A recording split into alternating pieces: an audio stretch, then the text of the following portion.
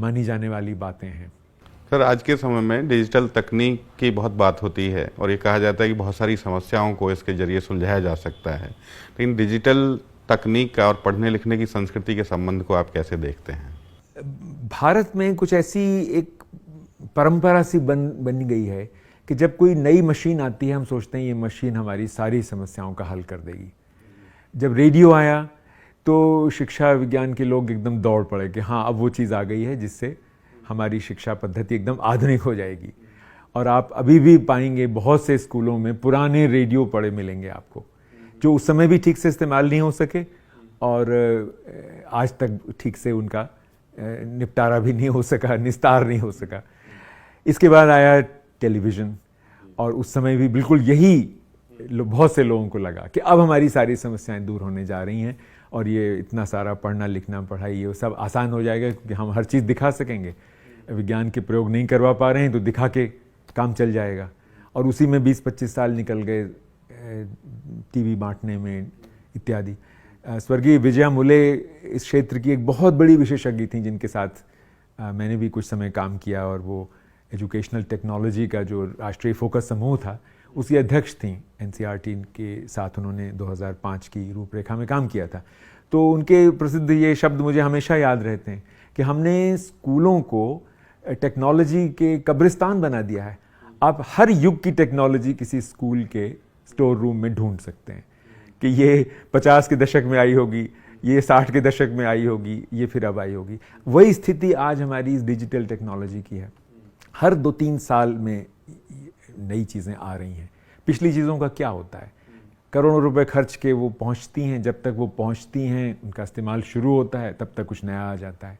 तो ये प्रश्न देखिए ज़्यादा बड़ा है, एक समाज दर्शन से जुड़ा हुआ है कि हम ये समझें कि जो मनुष्य की बुनियादी चिंताएं हैं या हमारे समाज में शिक्षा के उद्देश्य हैं, ये अंततः हमारी सूझबूझ से ही प्राप्त किए जा सकते हैं। मशीनें योगदान कर सकती हैं पर मशीन खुद उसको हल कर दे ये तो संभव नहीं है। ये हर टेक्नोलॉजी को लेकर हमें लगता रहा है और हमें इस भावना से उबरना चाहिए। आज जो टेक्नोलॉजी सामने आई है, डिजिटल टेक्नोलॉजी, वो लगता है कि वो तो महाबली है, वो रेडियो टीवी सबसे ऊपर है, उसमें सब कुछ है, अब हमें कुछ करना ही नहीं है, हम बटन दबाते जाएं अपने आप चीज़ें होती जाएंगी। और इसको लेकर एक तरह का पूरा एक जादुई अंधविश्वास बड़े पैमाने पर समाज में फैल गया है और स्कूलों में तो फैल ही गया है, बल्कि फैलाया गया है और अध्यापक को भी उसके एक तरह से वश में, उसका वशीकरण एक तरह से हो गया है, आप कह सकते हैं।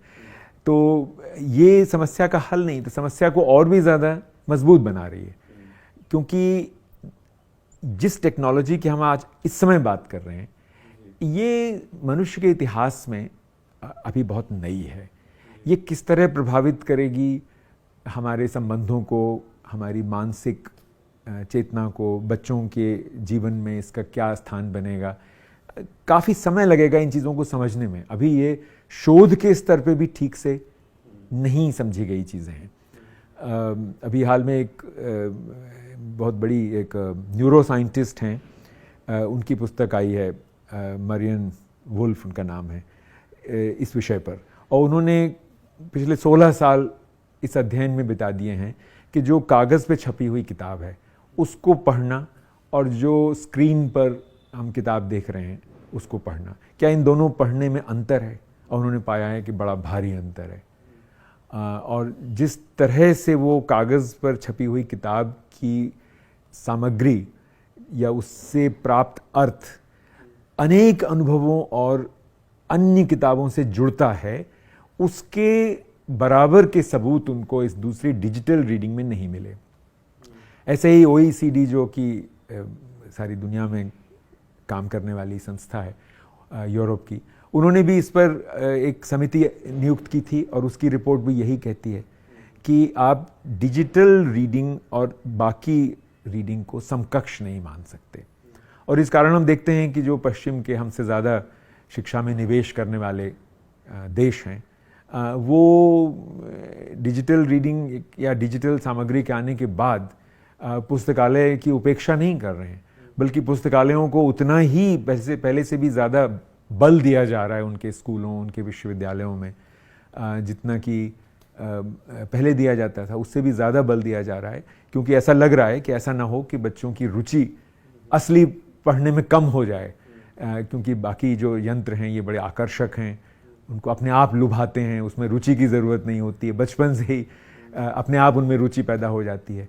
तो उस तरह की प्रवंचना से वो एक तरह से सुरक्षित हैं, क्योंकि वो इन चीज़ों के संपर्क में बहुत समय से हैं और इतना ज़्यादा वो एकदम इसके जादू में नहीं आते हैं जितना हम आ जाते हैं, क्योंकि हमें आदत है कि हमारा भाई अगर गुजारा कोई यंत्र कर दे तो हम क्यों फिर अध्यापकों पर इतना खर्चा करें, हम क्यों पुस्तकालयों पर इतना खर्चा करें। तो हमें इस प्रलोभन से बचना होगा कि हम अच्छी लाइब्रेरियां अपने स्कूलों कॉलेजों में बनाएं।